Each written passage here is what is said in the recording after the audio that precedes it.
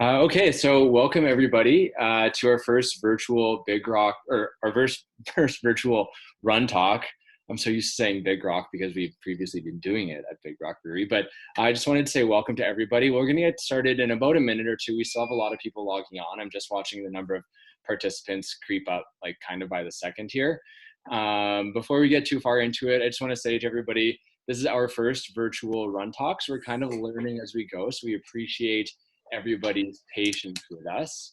Um, yeah, so we are recording this on YouTube in case anybody has connection issues or there's something that you want to rewatch. That you are going to be able to do that. So while we wait for other people to join us, or first of all, let everybody know all of your mics are on mute. So anybody who comes in, they're kind of like, why can't I say anything? It's because there's going to be a lot of people in here and we just don't want everybody talking over to each other. So myself, Kirsten, Melissa, and Trevor, all of our mics are live. You'll always be able to hear us. And if you do have a question, please place it in the chat. So while a few more people filter in, what I'll do is kind of just go around and let everybody introduce themselves. We've got a great talk for you guys tonight. With Kirsten Fleming, the Executive Director of Run Calgary and the Scotiabank Calgary Marathon, Melissa Pauuwe of We Run the World Coaching, and a surprise guest, Trevor Hofbauer, two-time Canadian Marathon champion and the 2018 Canadian Half Marathon champion and Tokyo Olympian to be ... So I'll let you guys just introduce yourselves and say how you're doing. Melissa, let's start with you. Hey, thanks for having me, Raf. Yeah, as you mentioned, Melissa Pauuwe with We Run the World Coaching, a local running group here in Calgary, about 50 of us. I'm just grateful to be here, to be able to chat running in these times with all these awesome people. Thanks for having me. Kirsten. Hello to everyone. Thank you so much for having me, Raf, and pulling this together so quick. I've been part of the last 3 IRL in real life at Big Rock. So cheers to Big Rock for hosting. And just because we couldn't be there, I'm still repping Big Rock. So appreciate that we're going to keep the conversation going online through these trying times. I think the intention is to have one every week as long as there are people who show up. So we have lots of guests kind of in the wings. And if you guys want to hear from someone, by all means, let us know and we'll tee them up. But I'm really excited to be here. And there's a lot of uncertainty in the racing world, but what we know for sure is that we can keep running. So lots to discuss tonight about how we can do that while also respecting some of the new rules that we're having to get used to overnight and supporting one another. So thank you for having me. Thanks for being here, Kirsten. Trevor, our surprise guest. Hey, what's going on with you? Hey, thanks for having me. I'm Trevor Hofbauer. I'm the one that's going to be running the Mystery Marathon at the Mystery event sometime in the future. And I'm here to talk about the current situation at hand, what we're dealing with. And I'm just happy to be here, I guess. Yeah. I know there's going to be a lot of people who are going to be really eager to hear from you. So I'm sure you'll be fielding a lot of questions in a little bit here. So yeah. So welcome everybody to the Run Talk. There's 37 of us now. So we're now actually beating out our numbers for the physical Run Talk, which is amazing. And I will also give a big thank you right now in advance to our friends at Big Rock who helped us kind of get this off the ground right now. Unfortunately, the tap room's closed because they're observing the proper the guidelines set forth by AHS and the Alberta government and doing their part because obviously the current events are a little bit different than we envisioned things being for today. So yeah, so we have about we're about 37 people here.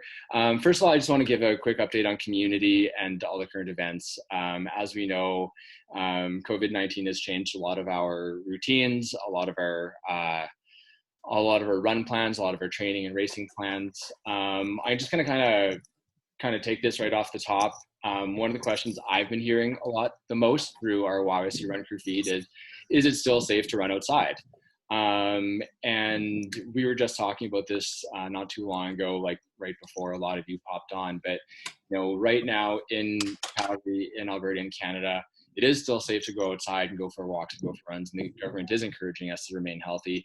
That being said, it's really, really important that everybody maintain a proper physical distance from one another, that being about 6 feet or 2 arms lengths, depending on how tall you are. So I just want to kind of say that straight out the gate. That being said, if you do feel like you're not feeling well or are possibly immunocompromised, definitely stay home. But that kind of straight out the gate is yes, if you can run outside and walk outside, you're still able to. That being said, there's other parts of the world that's not the case. I have family over in Spain, and right now it's full lockdown. So if you're outside riding your bike or walking or running, you're going to get asked to kindly explain why you're doing that. And if you don't have a good reason, and a good reason is not just going for a jog, they're going to be asked to go home. So the longer we make sure we're doing our part to observe the physical distancing guidelines, the less likely it is that it's going to get to the point where we're having to like literally just stay home and run on 7-meter long balconies, as that guy in France did. 6 hours, which is amazing. So just wanted to put that out there. And then kind of like straight out of the gate, I know a lot of people are itching to hear this question answered.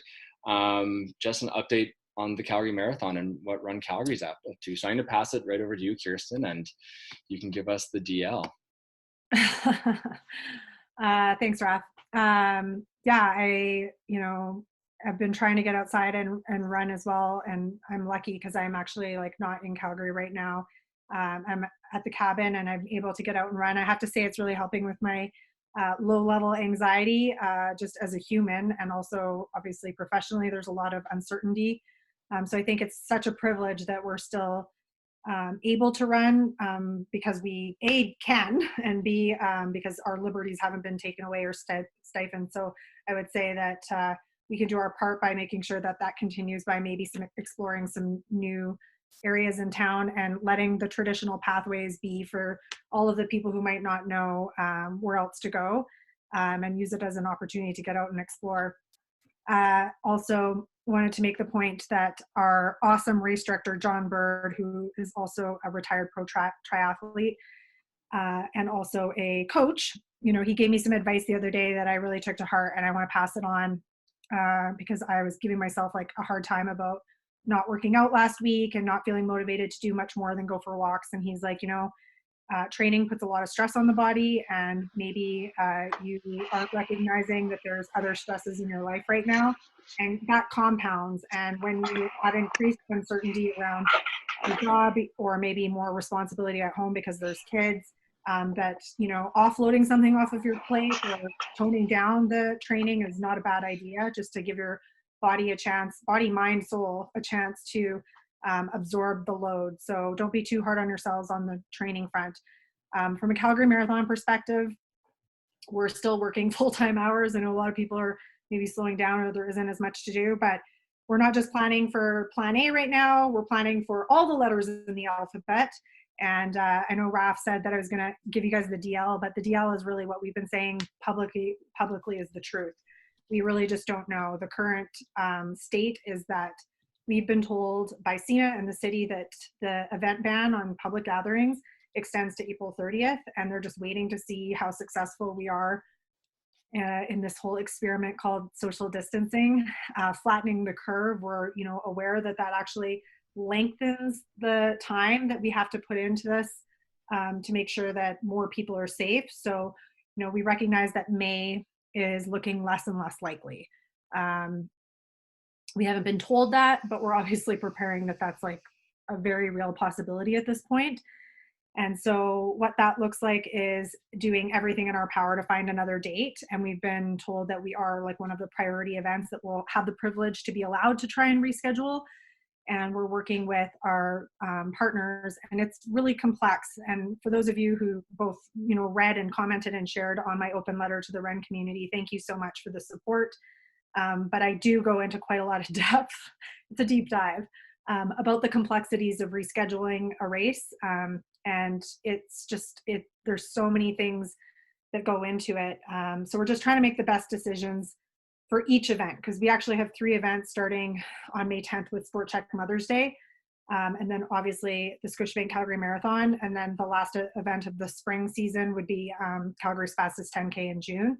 So some of the things that we try and like isolate and look at are like how many participants are signed up, what are our partners and stakeholders saying, if we reschedule, can the city and all of the resources be accommodated, wherever our venue is, can they reschedule us, what are the sunk costs that we've already paid for, like our medals on the way, have permits and deposits been made, and then we try and evaluate from there once we have a full picture, like what makes sense for this event and for the participants who are signed up and for our partners.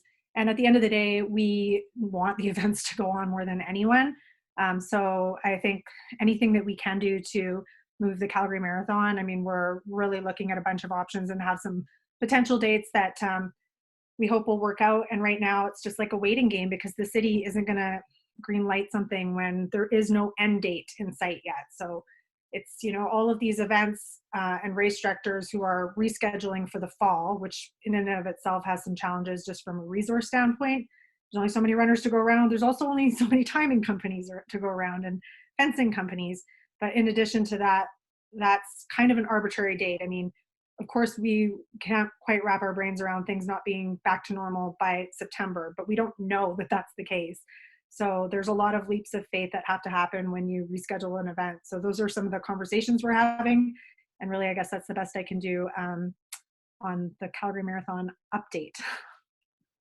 Cool. Thanks, Kirsten. And I think what a lot of people don't realize is that a lot of these races do kind of share resources. So it's not like one city is kind of putting things on hold and they can just figure it out however they want to. It's kind of like all the race directors across North America. You guys are like, you're all kind of a team and you're all kind of working together and facing the same challenges. And is that like correct? Yeah, so I'm really grateful for the support of the people in my industry. I came from media, and it is not anything like the support of the race industry where we, you know, we're all pals and we, you know, trade best practices. We go on vacations together. And on Friday, the race director from the Scotiabank Toronto Waterfront Marathon, she actually organized what was supposed to be a happy hour, just like this, around 5 o'clock, kind of turned into therapy hour. It was race directors from coast to coast, around the Bay, Ottawa, Vancouver, Blue Nose, Manitoba, Toronto, Sporting Life. You know, it was a whole bunch of us, and we all just really talked about, you know, what are our challenges, what are some of the things that we're learning, because everything is just moving so fast and evolving so quickly. What are we hearing from our participants that they want from us?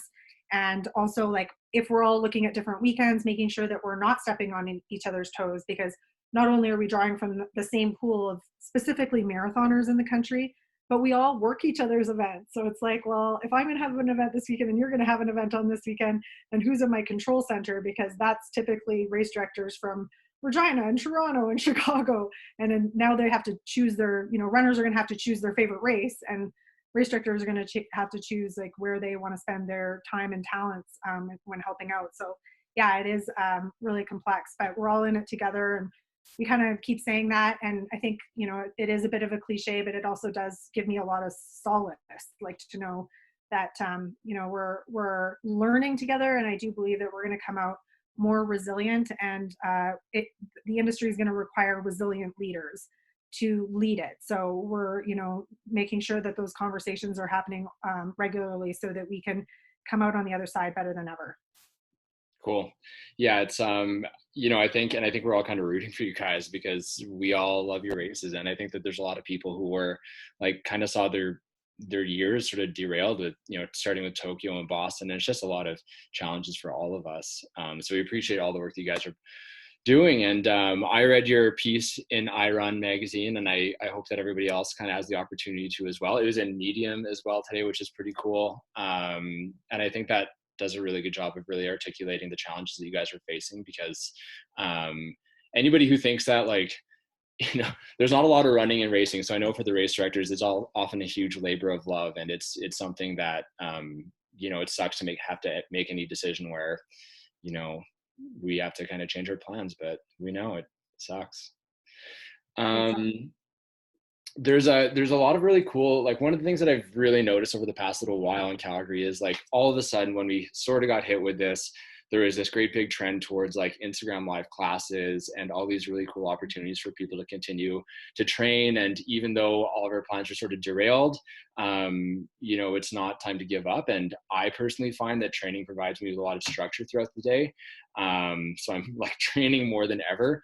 One cool thing is I've seen a lot of cool initiatives, and there's the Antisocial Run Club, which my friend Jeff Shikazi has just started, which is basically like a 6-week training plan towards a virtual race that none of us are going to run together, and we're all going to run on different routes, observing the proper social distances. Jeff, I'm just going to pass it over to you for like a quick 1 minute, so you can just quickly tell us about what you guys have planned there. And I'm going to unmute you right now. You're live. Oh, yeah. Hello, everybody. Didn't really prepare for this, but yeah, I mean, I know a lot of you on this call actually, so I probably already spammed you with an invite already to join the little movement, but I know I'm going to make assumptions. A lot of you know what Strava is, the online, you know, social platform for running and tracking runs, and what a virtual race is. But a friend of mine, Katie, posted about a YYC distance, social distance running club in Strava the other day, and it sort of sparked interest in me. Why not take this one step further and make a virtual race out of it? Just to give, I know a lot of you on this call are like me, you need something to train for and sort of keep yourself accountable. It's easy to say we'll go for a few runs a week, but if there's nothing really holding you accountable, it's easy to fall off the track. So yeah, a virtual race weekend on May 2nd, May 3rd, that's what we picked for 6 weeks. So it just gives us a little bit of excitement leading towards that. And for a lot of people, once again, I think a lot of people that aren't on this call, that we can really share that knowledge. And I hope that a lot of you can come and sort of help build this community of the people that are sort of coming off the couch running towards like a 5-mile race. Yeah, we're just going to put out a week at a time, a few different runs, core runs that we think that people can sort of help training, so that we're not just say, see us on May 2nd and then just go for it, trying to guide people along the way to just help engagement levels. Thanks, Jeff. And the best place for us to find information on that would be... Yeah, the Instagram that started this morning, Anti-Social Run Club, Facebook event, Strava group, all the above. So cool. Yeah. Thanks, Jeff. And we'll post details on that later on YYC Run Crew. Thanks, Jeff. So yeah, like I said, we do have a surprise guest with us today, Trevor Hofbauer. Trev, it's been like a whirlwind couple days for you, I'm sure. And for those of you who kind of caught up to us before 5 p.m., Trevor's been fielding like media requests and all that fun stuff. Honestly, like, what's the last like 24, 48 hours been like for you? Yeah, it's been a little crazy. Can you hear me all right? Okay, perfect. Yeah, it's been a little bit crazy. Last night I was just out watching the sunset with my partner, and I came home and my sister called me and she's like, "Oh my God, did you hear the news? I feel so sorry for you." I'm like, "What are you talking about? Everything's fine." And then she told me that like Team Canada was going to be sending athletes to the Tokyo Olympics, and like at first I just like really couldn't think about it because I was still getting inside the house. But now that I've like been able to process my emotions, I think it's actually a good thing. I think a country need to make a stand and say, this is our position. We're not going to tolerate the Olympics taking place during a time of a global pandemic when it could put everybody's health into jeopardy. And I think it was really bold. So I think it was necessary, and I'm like fully supportive of the decision. And it kind of comes at the cost of not running in the Olympics this summer, but I think the Olympics are going to get postponed to next year and still going to take place, but it's just going to be pushed back. Yeah, and I don't think, I mean, over the past 100 years, the Olympics have had, like, there was the boycotts and there was some things, but it's only been for like world wars that they've ever, you know, kind of looked at the Olympics and said like, okay, maybe not. So this is pretty unprecedented. Totally. But if you take a look at the virus itself, we don't really have a contain of the spread. We don't have a lot of data about the virus itself. We don't have a vaccine. There's really no way of treating it either outside of just self-isolating and hoping that your body can fight it off. So if we can kind of curb this over the next little bit, say over the coming weeks, months, and it gets better, but then you have millions of people travel to Tokyo, potentially carriers of the disease, then you have like a second wave of infection and people come back from the Olympics and start to spread it within their own countries again. And then we go through like a second episode of this, so just make everything so much worse. Yeah. And I mean, I think we're already seeing, like, I know that I saw a news report today that said basically Hong Kong, they were kind of in the clear, and then they decided to like be a little bit too relaxed, a little bit too soon, and now they're seeing a lot of imported cases. So I think you're dead on. Like, you know, we live in a world where we travel more than ever before, and that means the viruses can travel faster than ever before, which is pretty alarming. So the Olympics, really good decision. So what's sort of the reaction been of like the community and like your coaches and teammates? Has everyone kind of been like, okay, this was the right call, or, you know, like is everyone sort of like on the same page? Or like, what's that like right now? Yeah, for the most part, like we have a little group on iMessage here that we talk about every day, and all of us are pretty supportive of it, but there's a few individuals that wish that Team Canada would have taken a little bit more time to possibly tell us first and then tell everybody else, or take some more time to see how things develop. But again, to my point, like if we curb this and the games go on and then everybody gets infected, then it's pretty selfish of us to go over there and even compete. So I think for the most part, it's been pretty positive, but there's always a few people that disagree and have their own opinions, regardless of what everybody else thinks. Yeah, it was really heartening to see like the few the Summer Olympians that I know that and that I follow on Instagram. A lot of them were all kind of had that same messaging where it's just like, you know what, like this was the right thing to do. And then looking through the comments on Facebook and like CBC and CTV, everyone was kind of like, yeah, right call to make. Really sucks for the athletes, but this was like the right thing to do. Looks like we've got a question from the panel, from the audience. Shirley asks, what does this do to your training? What do you hit the reset button? Like, you know, you peak to train for like a day or a week. So what happens now? Definitely. That's a good question to ask because I don't even know right now. I was training over the winter for the World Half Marathon Championships, and they were taking place on March 28th. So that race got postponed 2 weeks ago, I believe. So I was peaking, I was ready to race, and then the race got canceled. So I kind of have a little bit of experience there training for a race and then getting canceled. So with this one, it's like postponed well enough in advance that it really doesn't affect the training. And I think if every event is going to be postponed over the next little bit, I'll just go into like a base training phase where I'll hopefully get stronger and not really increase the intensity because that could increase the risk of injury, and just try and play it smart with like doing some easy miles and doing some longer runs to kind of build up that strength, and really trying to take it a little bit easier than I have and just try and enjoy just every moment that you have outside, because I hope we don't get put on lockdown, but if we can enjoy every run we have outside right now, I think that's kind of the perspective all taking place. Yeah, we certainly don't want to be you probably seen those Instagram videos of the people who are like pouring like, I don't know if it's like oil or like vegetable oil all over their kitchen floors and just like running in place. Yeah. I don't want that.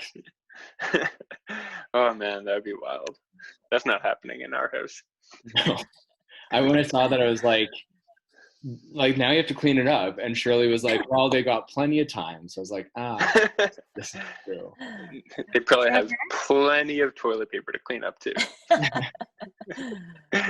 I wanted to ask Trevor, I mean, he's obviously been able to process this since yesterday, but I talked to him last week and you were already starting to set your mind to this being a possibility.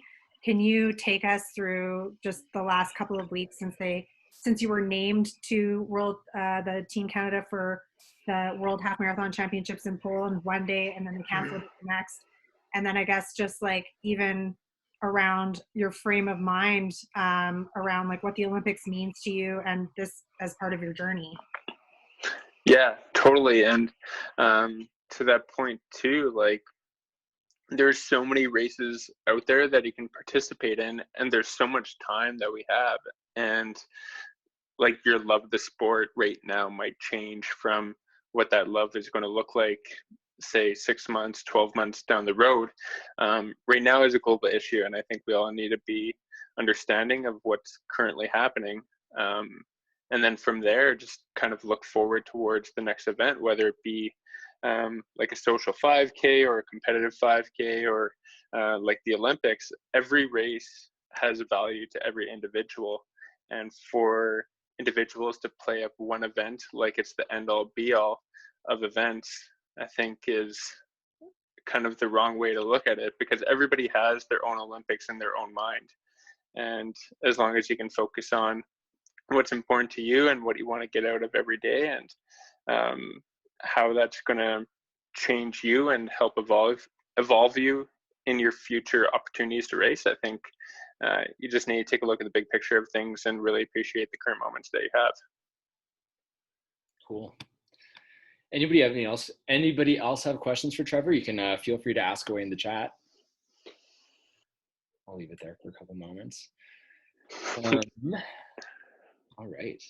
Well, in that case, one of the things that we originally planned for this, before all the news and all the stuff happened with Trevor and our Canadian Olympians, was training tips.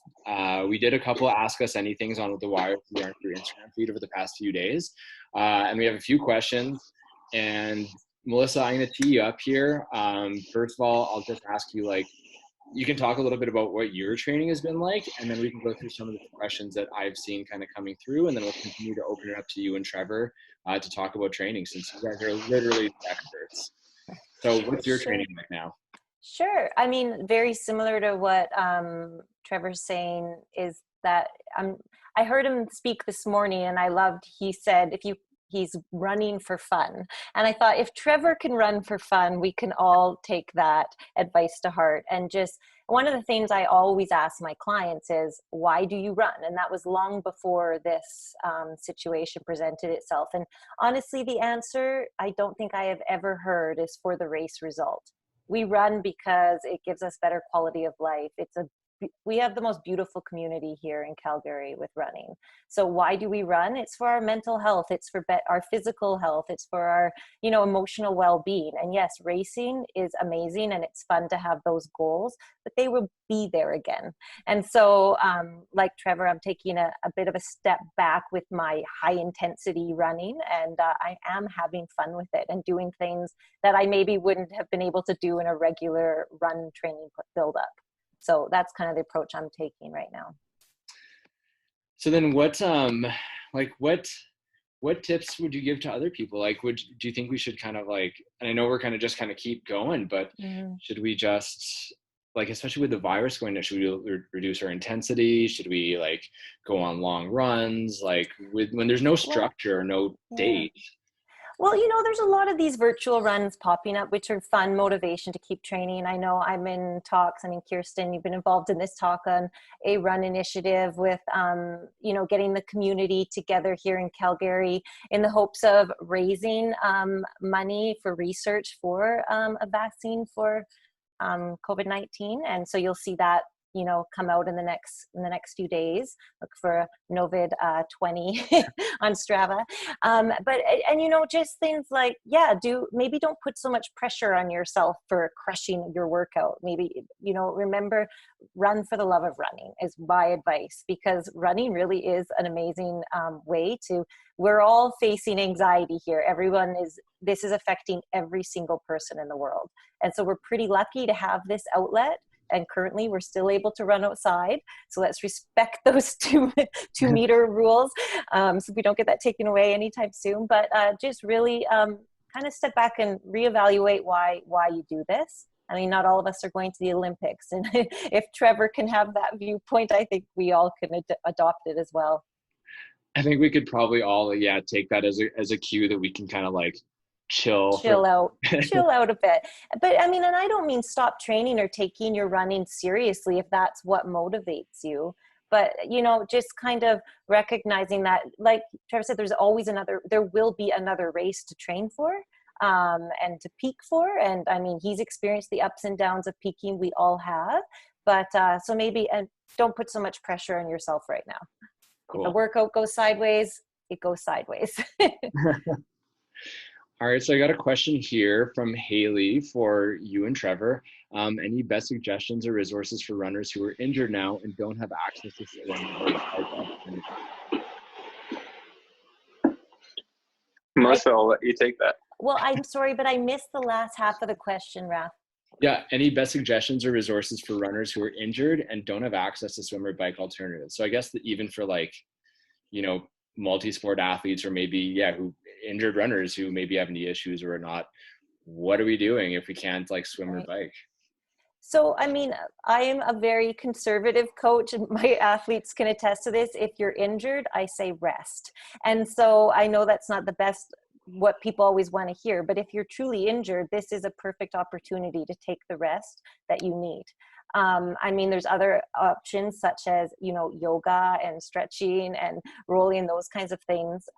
But in terms of injury, I would say use this opportunity to rest and recover.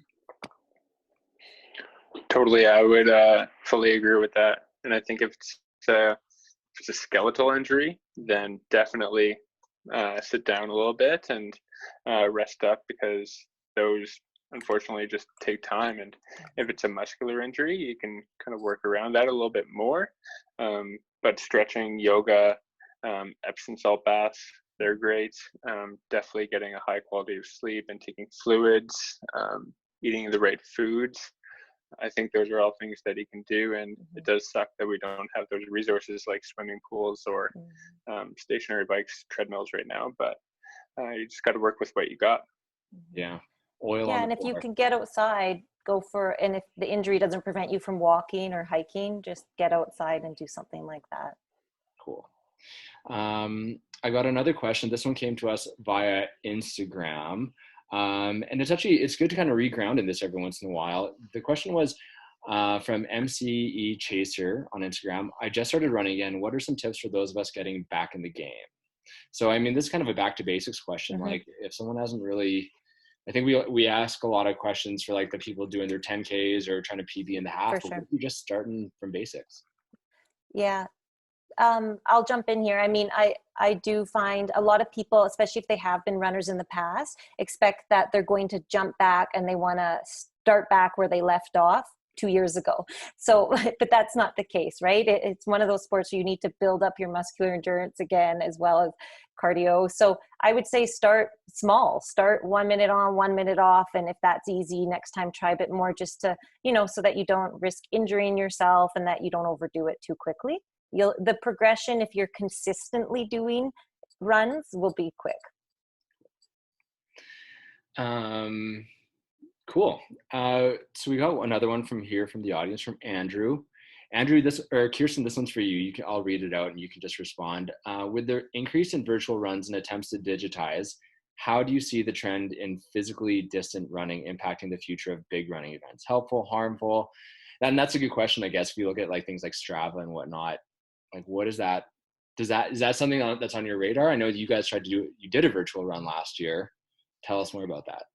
Yeah, I definitely see a place for virtual running in our community. And we dipped our toe with our first ever virtual run in December, the 12Ks of Christmas. And I'm so glad we did, because we learned so many things by experimenting with the virtual run. And it was on a very small scale. So it sold out in, I think, 2.5 hours. It was only 300 people. And we were able to learn a lot about fulfillment, what people wanted, what made it successful, what were the challenges, what surprised us. And I think the thing that I loved the most out of it was how the community moved into the digital world and the digital space, and how we were able to engage with our community at a time of year, December, when we don't have a lot of traditional programming. So I think that virtual racing obviously has a place in our community, whether you're a race or a club or Strava, and it really just depends on what your objectives are. So literally 1 month ago, it feels like a lifetime, but a month ago at Running USA, which is the industry conference for race directors, I sat in a campfire, which was probably about 80 race directors, and the topic was virtual runs. And it was the second time we've had that as a topic, and a campfire is where we all participate. It's a brainstorming session. And what I learned is that race directors are using it for different outcomes. So there were race directors who were using virtual racing to augment their already traditional race weekend. there were race directors who were using virtual running to get rid of leftover medals after the race. And then there's race directors like my team where we're using it to engage with our community and have kind of some fun with it. So we're doing it at a time of year when we're not busy. We don't have partners or major sponsors, so we can kind of be a little bit cheeky and be maybe a little off brand for what wouldn't work for Calgary Marathon, for example. So it just really depends on what your objective is. But now what we're seeing is the pivot from every traditional race to virtual. So any race director out there is looking at virtual as a way of basically a solution to not being able to put on their traditional IRL race this year. Some of us are fortunate enough that we may be able to postpone or reschedule, but a lot of races are not going to be able to do that. So my understanding from a source I shall not name is there's 2,000 races going virtual in the next month. I think like that's a lot of races basically converting their traditional event. So they'll be hyper localized. It's not like we may even know about them. It's going to be for people who are already registered and are encouraged to go out and do like a social distancing run on their own so that they can get their medal or shirt. But when I kind of peruse some of the comments on the races that I've seen pivot, because as you know, last weekend, 2 weekends ago already was St. Patrick's Day. So in the US, there are like hundreds and hundreds of Shamrock Shuffles. And a lot of those races pivoted overnight, and I kudos to them because I thought they did a great job. But what they did not anticipate or did not, think through is that a lot of those runners were going to show up and do the route anyways, just like what we saw in New York when they canceled the event and because of the hurricane, and then people showed up in Central Park and they basically went out and ran in huge groups. Well, that doesn't work now. And also there's challenges for race directors around, converting automatically our participants into a virtual because you haven't signed a waiver. And, especially in some countries, maybe not as much in Canada, but potentially somebody gets hit by a car and it's like, well, what were you doing? Well, I was out running the Calgary Marathon virtual race that I didn't sign a waiver for.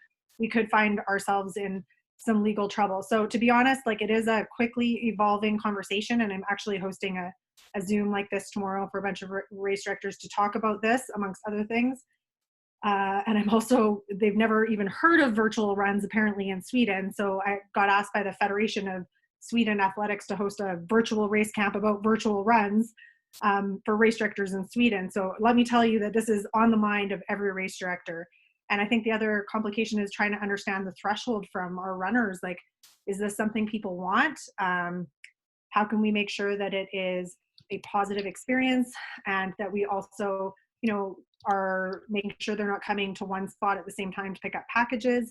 How are we fulfilling? Because the 300 packages that we did, just to bring it for full circle back to our 12Ks of Christmas virtual run, it took 75 staff hours for us to package, label, and deal with all the fulfillment around mailing out the packages. And 60% of people picked up from our office. So we don't have the luxury of inviting people to our office right now. So how are we going to convert our 10,000-ish runners, if that's what we end up, doing, turning them into a virtual race? And just for the record, that is not what we're currently talking about doing. But, obviously, like I said, we're looking at B through Z.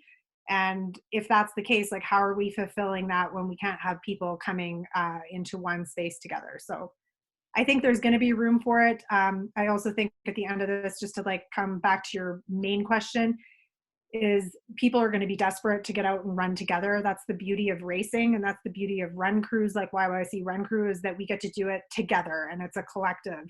And I think that there's totally space for virtual, and it will probably be cemented because of this global public health crisis. It will always be now in the repertoire of what we do as runners. But ultimately, there's something that you can't replace in the digital space by coming together and celebrating and taking a victory lap and having a beer at the finish line. A Big Rock beer. A Big Rock beer. Another word from our sponsors. Yeah, thanks for that, Kirsten. I think you're dead on. There's something to be said for running as a community and running in a group, and I think that it's great to have virtual runs and stuff like that, especially when we can't have like physical runs, but community is always going to be there. I got another question here, and I actually had two questions really similar to this recently.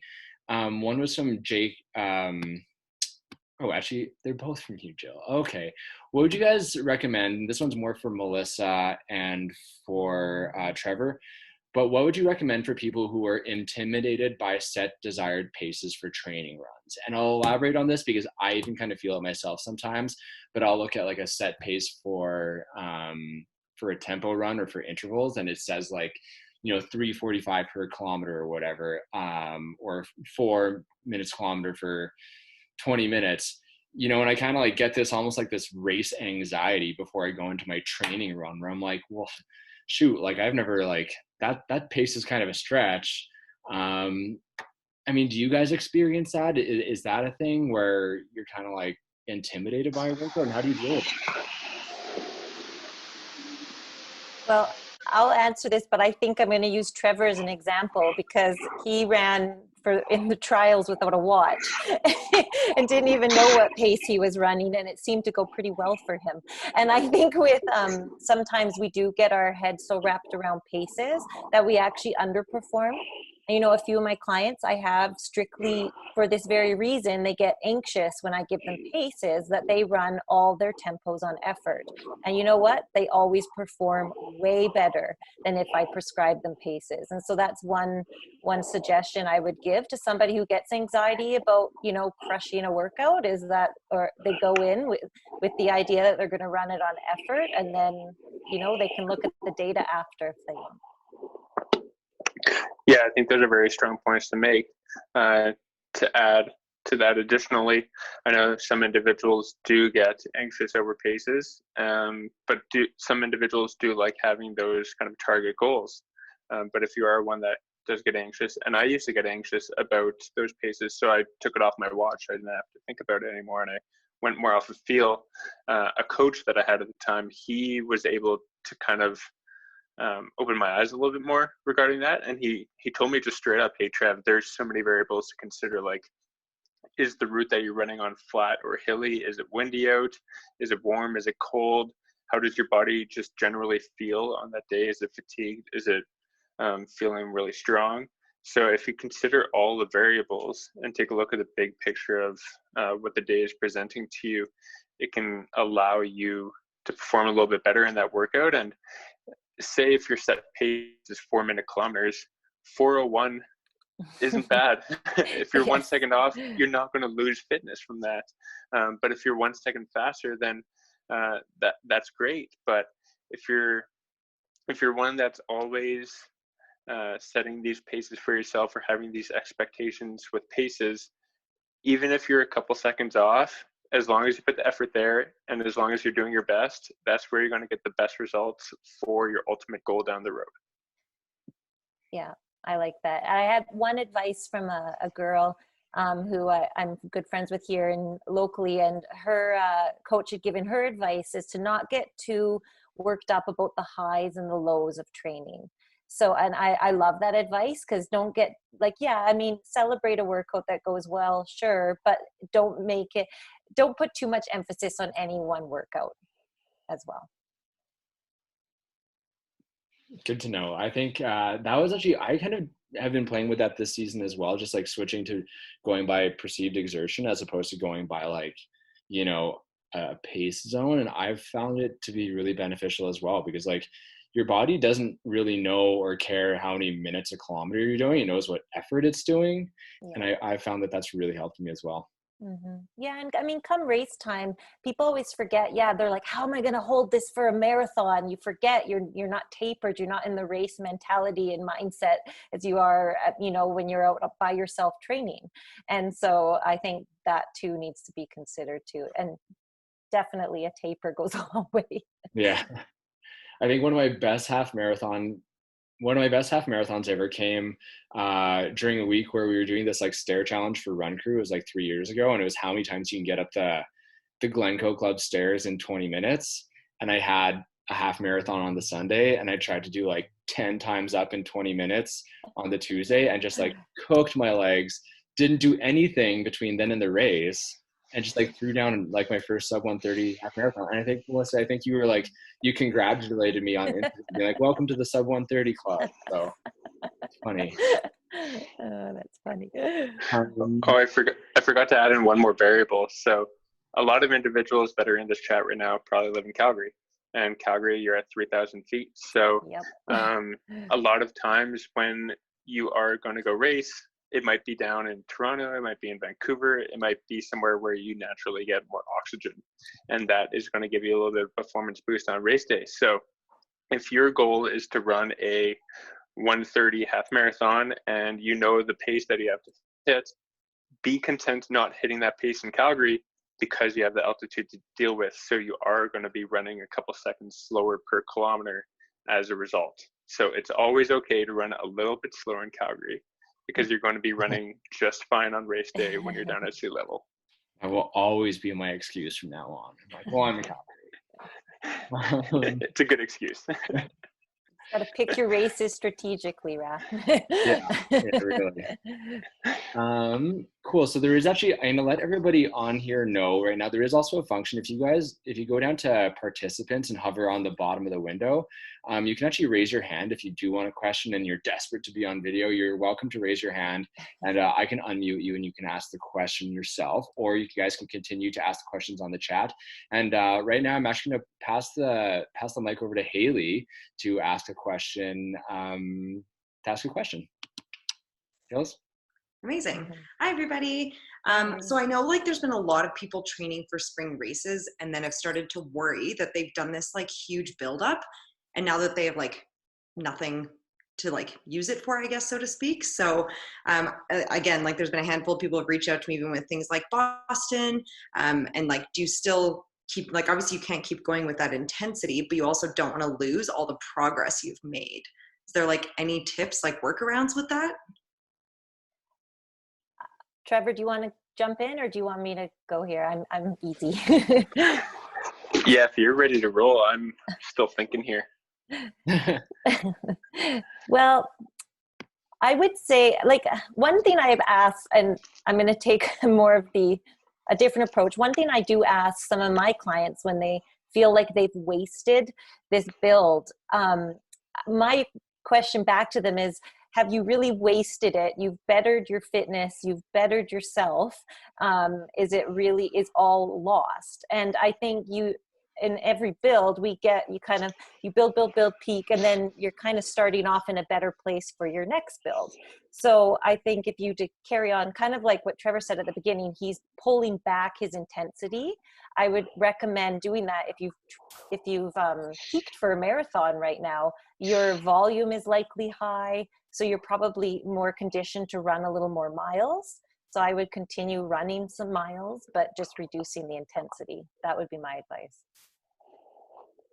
Totally. I think that was probably the best answer anybody could have provided, to be honest. And yeah, I kind of just went through the same experience building up for a race and it never taking place. So in my mind, I actually just ticked it off and I said, okay, I trained for that race. I peaked out, even though I didn't participate in it. I'm done with that training block. So I put it behind me.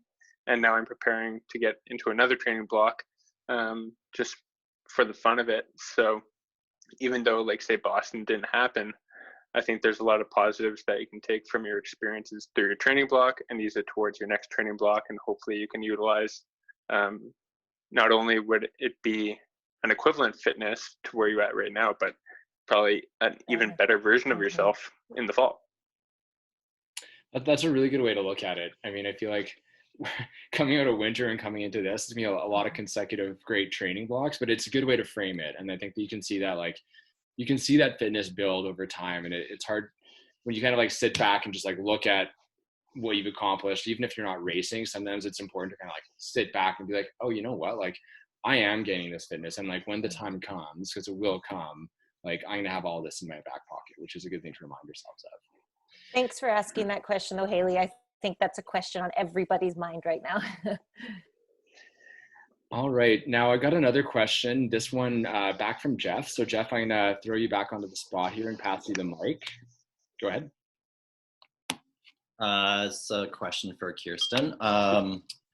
just in terms of races, hopefully coming back sooner than later, have you guys talked about protocols that might look different from your typical race? Like, obviously we have corrals for bigger races, but could you see like a corral, like being as small as 50 people lasting an entire day? Like, yeah, I don't know. 8 o'clock. Yeah, good question. This isn't something that we're talking about now because we've suspended registration and there's uncertainty about when events will take place. This is something we started talking about February 18th, because if you remember, one short month ago, Tokyo Marathon limited its field. They announced that on the 17th of February, and race directors have been talking and thinking about this since then. And pretty quickly after that, races started suspending, canceling, postponing. And it became really apparent that we were going to have to make some changes to our races. So even before we were like looking at alternative dates, we were talking about things like, you know, we have gloves in all of our aid station boxes, but and protocols on how people hold things like cups. But we were talking about, you know, how are we going to make sure that people are wearing them? Are we going to have hand sanitizer on course? Are we going to maybe not have apples and only do things that are packaged and peeled? Are we going to get rid of a massage? Like, all of these things started coming up around how do we mitigate the exposure risk to our participants, volunteers, spectators, our partners, well before now. Like, now we're having different conversations, but we've already sort of made those plans. So when we do go back to having events, which will happen eventually, we know that there's going to be a period of adjustment, and there's going to be some things that are temporary, and there's going to be some things that are long-term. So what, you know, my team and I are doing right now is really trying to split up our day. Like, what are right now problems? What are medium length problems? Like, what are things that we're going to have to be talking about in 6 months to a year? And what are, you know, long-term plans that we need to be thinking about now, and how we do business to stay in business? So yeah, I mean, we're absolutely going to be making changes. I think we're all learning from each other. Also, like I said, like, race directors all talk. A good example of an event that actually did happen was the LA Marathon. And a day later, and it would have been canceled. So they literally squeaked through. And I think they did a pretty good job around some of their communications, and also just making a few adjustments in a very, very small amount of time, that they were able to go ahead and, you know, have the event. And then California, you know, less than 10 days later is practically closed down. I think we learned some things that they did right, and some places where they could have probably done better.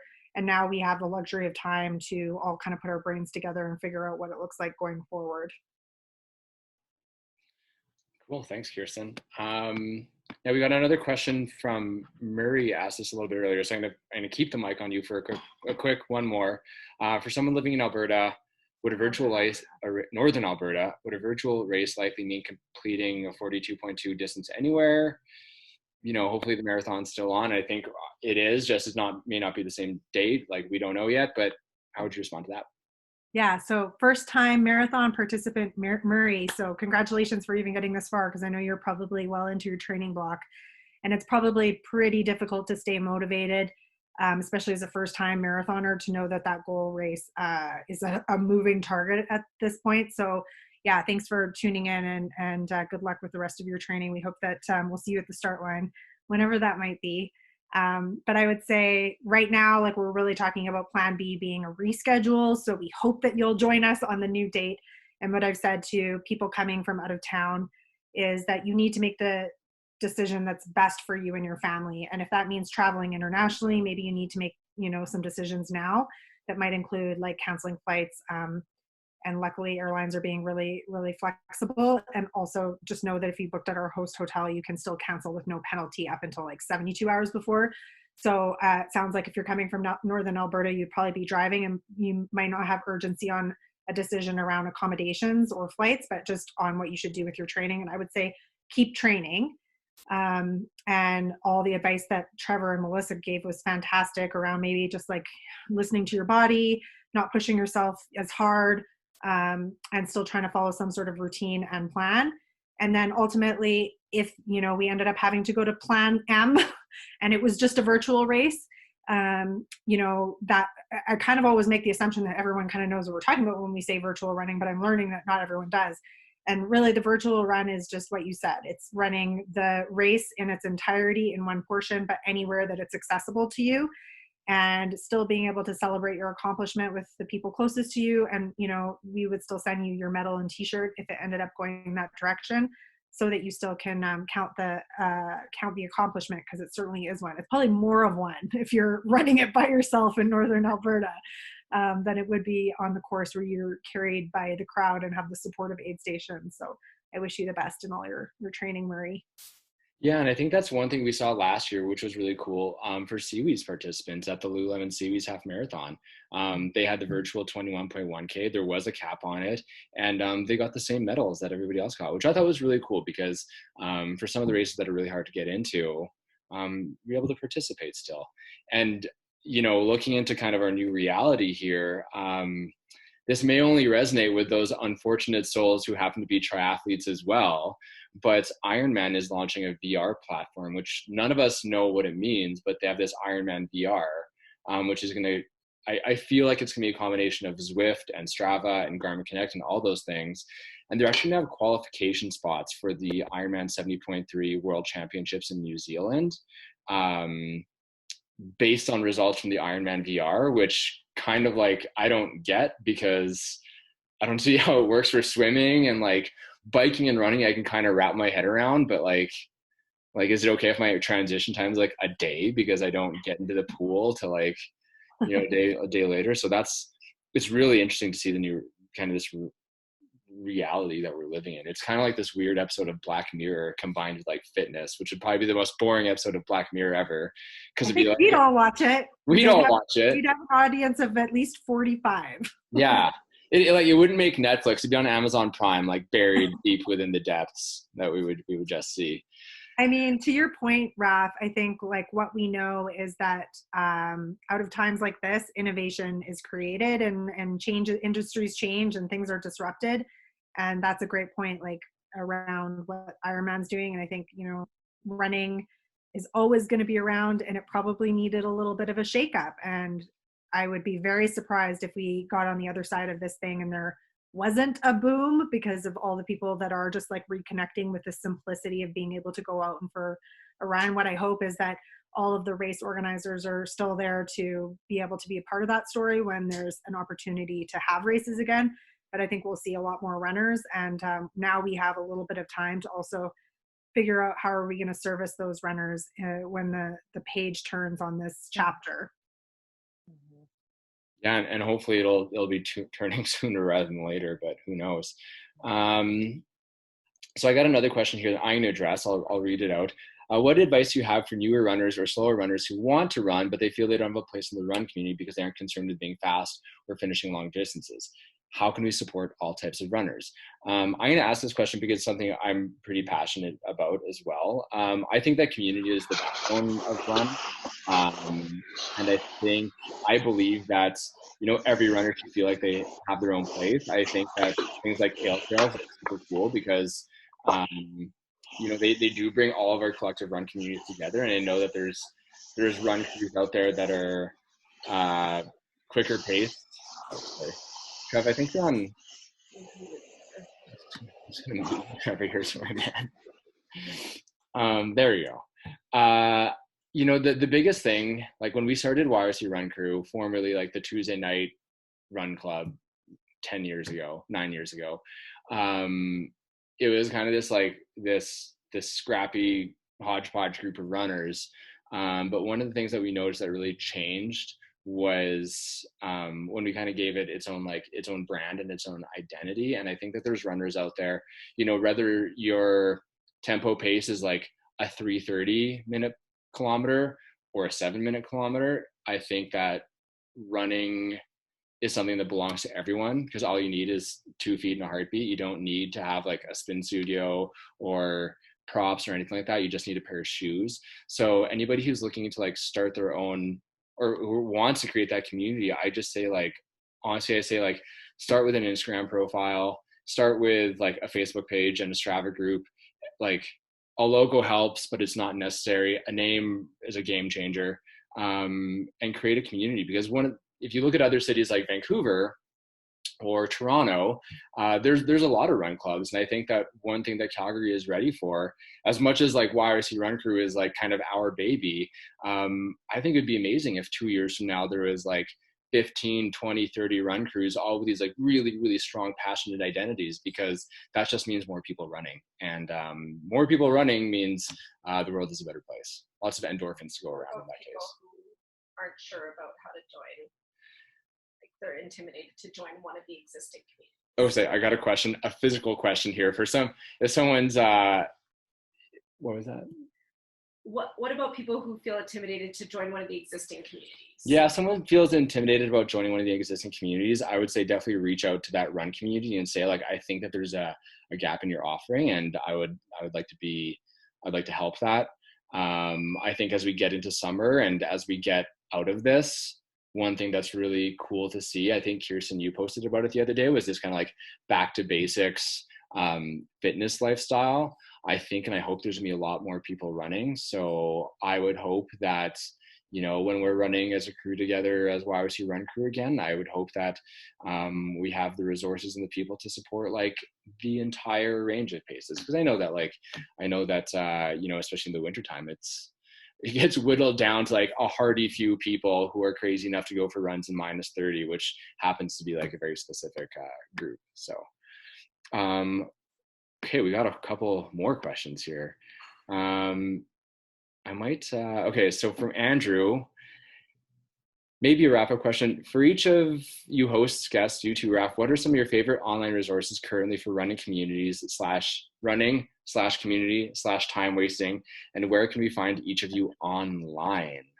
I'll go last. I'll let Kirsten go first because she's like next to me in the window. Well, I am spending most of my time working, and I would say it's definitely not a waste.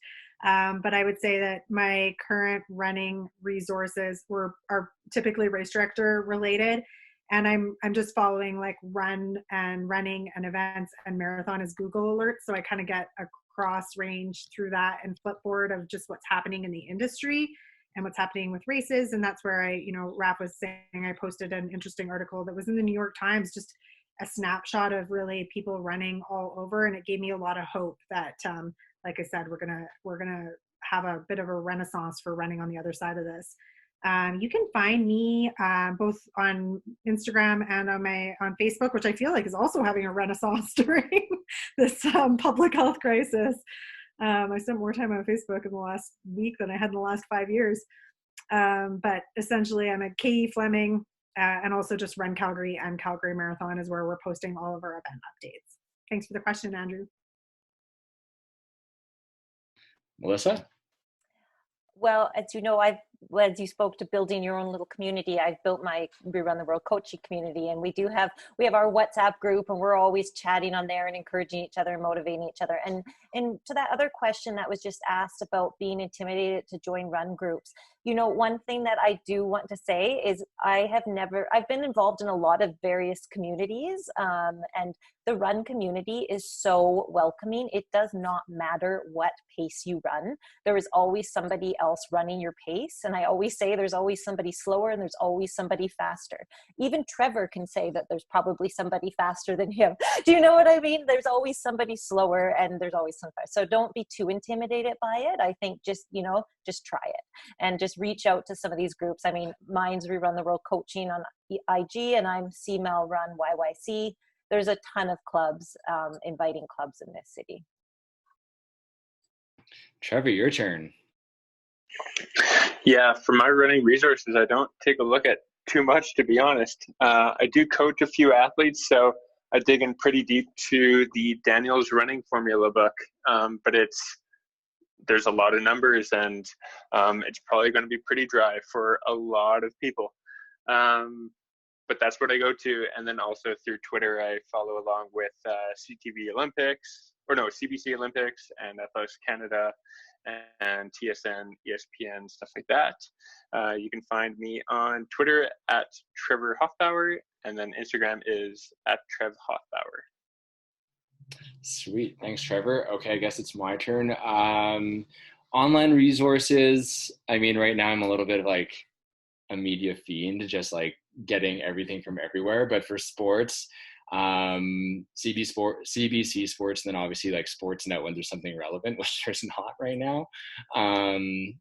And I would say online, being a triathlete, I get a lot of stuff from Slow Twitch, which is like this big online triathlon forum. It's like it's a very interesting online community, but there's a lot of really good content on running from there. And obviously, I think there's a lot of really great books out there right now, which I think we all have time to read. Books like Endure is one, and Grit's another really good one. Oh, yeah. Yeah.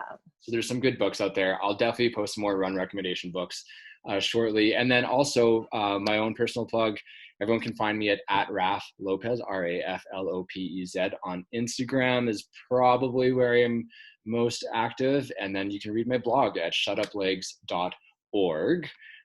Putting lots of stuff out, kind of like biking and running, because nobody really wants to hear what I have to say about swimming. Now I'm going to close out with one last question, and I'm going to put her on the live video because a whole bunch of us haven't seen her in some time since she moved to Toronto. So Vicky, what's your question? Hey everybody. So hi. Out in the six. So my one question I wanted to ask everybody was, if you, like, how did you know it was the right time to leave your day job to follow your passion? So like running or whatever you're doing, maybe you didn't leave your day job, but yeah. That's a really good question. So I was like, okay, we need to slide this one in. So thanks, Vicky. Who wants to go first? I'll jump in. You go, yeah. Oh. Okay. So a little bit of background. I worked for New Balance for about 3 years as a technical representative, and I saved up money over that time to ensure that I had enough savings to kind of make the big jump off the deep end to make running my full-time job. And I did that a little prematurely. Now when I take a look back at my finances, but I think it's starting to work out right now. So basically, I made sure I had enough saved. I quit my job at a time when I made my first Canadian national team and when my trajectory was still going up and the Olympics was getting a little bit closer. And that was about 2-3 years ago now. So it was a little bit of timing with my athletic capabilities and where I was at, and making sure that I had enough saved up. Cool, sweet. And I think it's worked out pretty well for you, I think, so. Totally. But also there's not a lot of funding in the sport, so I would recommend, if you ever do leave your day job to pursue running, definitely make sure you have something going on part-time, not only to keep you stimulated, but to make sure that you can cover some bills, because even right now I have no funding and that's just the way it is. So it's tough. Yeah. Melissa. Yeah, I mean, to be honest, I changed what I was doing. I'm a CPA, I'm an accountant. And I would come home every day and my husband would say to me, "How was your day?" And I'd be like, "Oh yeah, it was fine. I don't want to talk about work." Every day, every single day. And I would come home from a coaching session and he'd be like, how was it? And I just couldn't stop talking. And finally one day he says to me, he's like, "You do realize what you need to do here, don't you?" And I said, "Yeah, I do." And I've never looked back, and yeah, it was a very good decision. But I mean, a little bit of history, I always wanted to be a psychologist, and my dad convinced me, no, you take on everyone's problems, don't become a psychologist. And I also want to be a teacher. And I feel like coaching is actually kind of those two things combined. And so it's the best of all worlds for me. That's a good one. I'll go next because I feel like I'm similar to you, Melissa. I was working in oil and gas for like 10 years. And honestly, I kind of got to a point where I was like getting home and I just really wasn't stoked on what I was doing. And for me, like, you know, run isn't the singular thing that I do, but it's a big part of what I do. And it's very much a part of how I would define myself. So I would say, like, I kind of got to this point where I was like, you know what, if I stay on this path working in the career that I'm working, which is awesome, and it's a great place to be. There's amazing people in the sector, but it just wasn't for me. I kind of got to this point where it's like, you know what, I'm not stoked on this anymore, and if I stay down this path, it's 20 more years of this, and if I leave that path, I don't really know what there is, but there is always channels to go back to turn around. And yeah, I just decided it was kind of like it was time for me, and now I'm kind of in this position where I'm really stoked on what I do. Kind of like what Trevor said, it's not as easy and chill as you want it to be sometimes, but you know, I don't have any regrets, because now I can say that I followed what I wanted to do, and you know, there's storms you got to weather, but it's totally worth it. Kirsten, your turn. Well, I can't wait to hear what Vicky's scheming up over in this next, because I bet you it's going to be something awesome. So let's connect offline, Vicky. Yeah, I mean, if you've ran with me and asked me how I got into race directing, I probably told the story a lot of times, but the very brief short of it is that I worked in morning television for 10 years. I was at City TV, A Channel before that. And I left in 2010, and not on the greatest of terms. I made it through 6 rounds of layoffs, and towards the end, it wasn't great times there.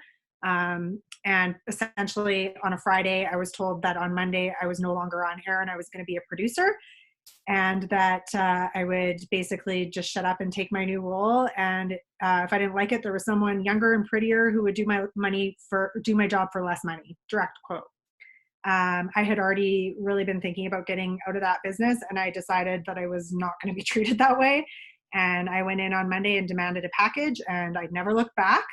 I moved to Dubai because I had family there, and I was in a non-compete, so I actually couldn't work in media for 1 year in Alberta. And so I went overseas, and my aunt and uncle are incredible runners. They've been running since they were probably in their early 20s. They're now in their late 50s. They've done everything from comrades to 10 wine marathons. Between them, I think they probably have 250 marathons under their belt. And my aunt and I were actually running the Great Scottish Marathon in Scotland. And she said, why don't you move to Dubai? What are you going back to Calgary for? And by the end, I was convinced, came back, pretty much gave up everything and went out there, where I got very involved in run. I was volunteering and helping plan races. And when I came back to Canada for my now husband, a year and a half later, I was like, do people get paid to do this? I think there might be a job here. And I really chased after this job at the Calgary Marathon. I got a contract working for some media, doing their kind of media stuff and some activation stuff on the side, just to help out, to kind of get my foot in the door. And true story, the then marketing director called me of the Calgary Marathon, Lynn Cox, and she said, can I take you for dinner? I'm thinking about moving to Dubai. And I was like, I'm taking your job. And the rest is history. And it's been, 8 years. And I wouldn't change it for the world, not even during this challenging time. Super Make cool. the leap, Vicky, make the leap. Yeah, Vicky, I can't wait. We're going to have a little side conversation with you here. Okay, well, 6:13, that's kind of where we plan to leave it. So I just want to say thank you very much to Melissa and Trevor and Kirsten. I think that this was fantastic. I want to thank everybody who joined in with us today for our Big Rock Run Talks. I forgot to say this at the beginning, but we encourage everybody to have a nice cold one at the beginning of the Run Talk, so we can kind of have this cool have a beer atmosphere. If you're looking for Big Rock beer, they are doing deliveries. And the people there are awesome. So yeah, if you have any suggestions or ideas or things you guys would like to hear about, we are planning to do this every Monday from now until who knows. So stay tuned. Keep an eye on the YFC Run Crew Instagram.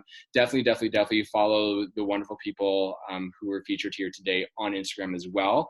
Haley was kind enough to post our Instagram handles in the chats there.